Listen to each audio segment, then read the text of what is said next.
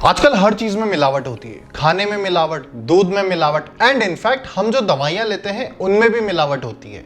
But एक मिलावट है जो हमारे लिए, हमारी कंट्री के लिए और एनवायरनमेंट के लिए बेनिफिशियल है, वो है एथेनॉल ब्लेंडिंग इन पेट्रोल।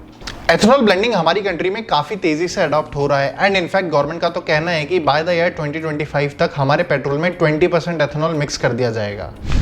आज इस वीडियो में हम कुछ इंपॉर्टेंट क्वेश्चंस आंसर करेंगे, जैसे कि what exactly is ethanol blending और इससे क्या बेनिफिट होने वाला है और क्या यह सरकार का मास्टर स्ट्रोक है या मिस्टेक। तो चलिए वीडियो को करते हैं स्टार्ट। सबसे पहले तो जानते हैं एथेनॉल ब्लेंडिंग क्या होता है। देखिए, एथेनॉल ब्लेंडिंग मतलब पेट्रोल में एथेनॉल को मिक्स करना एंड एथेनॉल 99% प्योर अल्कोहल होता है, वो अल्कोहल नहीं जो आप सोच रहे हैं।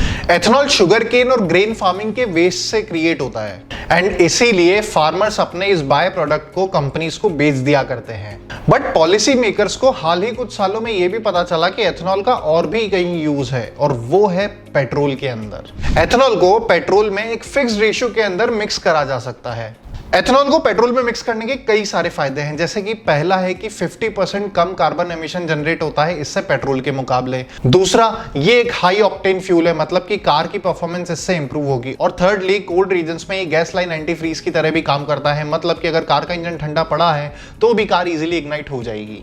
एनवायरमेंट और परफॉर्मेंस के अलावा भी एथेनॉल ब्लेंडिंग के काफी सारे फायदे हैं, जैसे कि सबसे पहले तो इंडिया पेट्रोल का थर्ड लार्जेस्ट इंपोर्टर है और उसका 85% फ्यूल बाहर से ही इंपोर्ट होता है।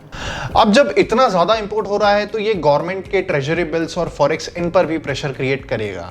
गवर्नमेंट का मानना है कि अगर हम 20% एथेनॉल ब्लेंडिंग कर दे पेट्रोल में तो हम साल के 30,000 करोड़ तक फॉरेक्स सेविंग्स कर सकते हैं। अब जो एथेनॉल है वो लोकल फार्मर जो शुगर केन उगाते हैं उसके बाय प्रोडक्ट से बनता है, तो इससे लोकल इकोनॉमी को भी बूस्ट मिलेगा, यानी दुगना फायदा।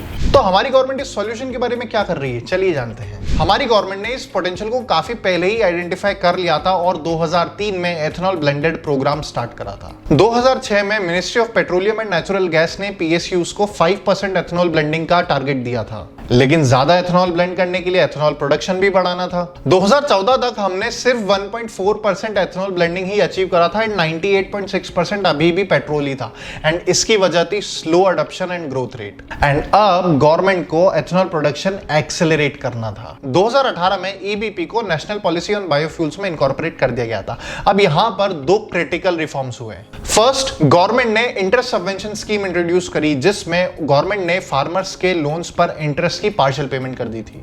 Secondly, the GST on ethanol was reduced from 18% to 5%। फिर 2019 में हमने एथेनॉल ब्लेंडिंग 5% तक अचीव करी एंड गवर्नमेंट ने इसी साल लॉन्ग टर्म एथेनॉल प्रोक्योरमेंट की पॉलिसी भी इंट्रोड्यूस कर दी, जिससे वो सेलेक्ट एथेनॉल प्रोड्यूसर्स से लॉन्ग टर्म के लिए एथेनॉल प्रोक्योर करेंगे। और तो और गवर्नमेंट ने ये भी कह दिया था कि आपके जो डैमेज्ड ग्रेन्स होते हैं आप उनको भी एथेनॉल प्रोडक्शन में काम में ले सकते हैं। Additionally, it targeted 10% of ethanol blending by the year 2022। 2020 में गवर्नमेंट ने single registration for long term procurement introduce किया। इसका मतलब है कि अब प्रोड्यूसर्स को गवर्नमेंट के साथ वन टाइम रजिस्ट्रेशन करना है एंड गवर्नमेंट उनसे काफी लंबे समय तक के लिए एथेनॉल खरीदेगी।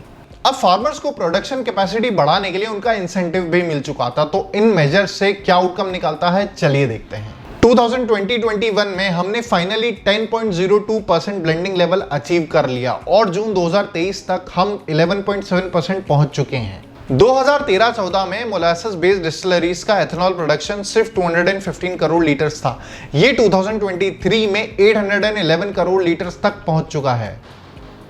सिमिलरली, ग्रेन बेस्ड डिस्टिलरीज का एथेनॉल प्रोडक्शन 2013-14 में 206 करोड़ लीटर्स था, जो अब 433 करोड़ लीटर टच कर चुका है। यानी हमारी annual ethanol production capacity 1244 crore litre तक पहुंच चुकी है। It's amazing. अब गवर्नमेंट ने 2025 तक 20% एथेनॉल ब्लेंडिंग को अचीव करने का टारगेट लिया है। गवर्नमेंट की एक एक्सपर्ट कमेटी के report road map for ethanol blending in India 2020-25 के मुताबिक 20% एथेनॉल ब्लेंडिंग अचीव करने से इंडिया $4 बिलियन एनुअली सेव कर पाएगा ऑन इंपोर्ट्स। रुपीज में बात करें तो सालाना 30,000 करोड़ रुपए बच जाएंगे। है ना कमाल की बात। आप सोच रहे होंगे अगर एथेनॉल ब्लेंडिंग इतना ही अच्छा है तो इसे इंप्लीमेंट करने में इतना टाइम क्यों लगा। देखिए, while on the face of it, ethanol blending sounds like a great plan, but it has some downsides also. सबसे पहले ये कि पेट्रोल गाड़ियां 10% मिक्स किए हुए एथेनॉल फ्यूल यानी E10 को इजीली यूज कर सकती हैं विदाउट एनी हैसल। बट अगर E15 या E20 की बात करें तो गाड़ियों पर लॉन्ग टर्म इंपैक्ट आ सकता है। In fact car makers are hesitant to invest in making their cars E20 compatible because of the need for additional investment. They have also asked whether the government will be able to consistently provide E20 blended petrol, given that ethanol prices have also risen because of the increased demand. And finally, this is a big one. Ethanol blended fuel may be good for the environment, but it's a byproduct of crops like sugarcane. और ये crops ऐसे हैं कि इनको grow करने में काफी ज्यादा पानी इस्तेमाल होता है। In fact 1 ton of sugar cane can produce 70 liters of ethanol, but it will require 2800 liters of water to grow. Experts ने तो ओवरऑल इकोनॉमिक सिचुएशन को लेके भी डिबेट करी है कि ज्यादा एथेनॉल प्रोडक्शन के लिए हम शुगर केन का प्रोडक्शन बढ़ाएंगे तो उससे क्या इंपैक्ट होगा, बट ये अभी तक क्लियर नहीं है। Now let's talk about the most important thing which you are waiting for. What are the stocks that are going to be affected by ethanol blending policy? देखिए, कंट्री में अभी जितना भी एथेनॉल आ रहा है वो शुगर इंडस्ट्रीज से आ रहा है, तो इसका मतलब चांसेस हैं कि ज्यादा बेनिफिट शुगर इंडस्ट्रीज को ही होने वाला है। जैसे कि श्री रेणुका शुगर्स, जिनकी daily ethanol production capacity 1250 kilolitres है। इनके एग्जीक्यूटिव चेयरमैन अतुल चतुर्वेदी ने ये कहा है कि FY24 तक ये कैपेसिटी और 25% से बढ़ाई जाएगी। अब इस स्टॉक का नाम तो आपने सुना ही होगा, हाँ मैं बात कर रहा हूँ बलरामपुर चीनी की। Balrampur Chini with the capacity of 1050 kiloliters per day. You know what? This is 5% of the total ethanol production in India. Third, Dalmia sugar, जिनकी 710 किलोलीटर्स की डेली प्रोडक्शन कैपेसिटी है और इनका सितंबर 24 तक का टारगेट है कि ये अपने एथेनॉल प्रोडक्शन कैपेसिटी को 1100 किलोलीटर पर डे तक कर देंगे। हमारी रिसर्च के मुताबिक डालमिया शुगर डिस्टिलरीज का बिजनेस FY25 तक 45% of the total revenue generate करेगा। अब फोर्थ कंपनी है त्रिवेणी इंजीनियरिंग। ये फिलहाल 660 किलोलीटर पर डे प्रोड्यूस कर रहे हैं और इनका टारगेट है कि ये 1100 किलोलीटर पर डे तक पहुंचे। ICICI डायरेक्ट की रिसर्च इंडिकेट करती है कि इनका टोटल रेवेन्यू में कंट्रीब्यूशन 31% तक हो जाएगा FY25 तक। अब लास्ट कंपनी है द्वारिकेश शुगर, जो करंटली 337 किलोलीटर प्रोड्यूस कर रही है। हमारी रिसर्च ये बताती है कि इनका भी रेवेन्यू में कंट्रीब्यूशन 35% तक इंक्रीज हो जाएगा। तो आपको क्या लगता है, क्या गवर्नमेंट को एथेनॉल ब्लेंडिंग करनी चाहिए? ये मास्टर स्ट्रोक है या मिस्टेक?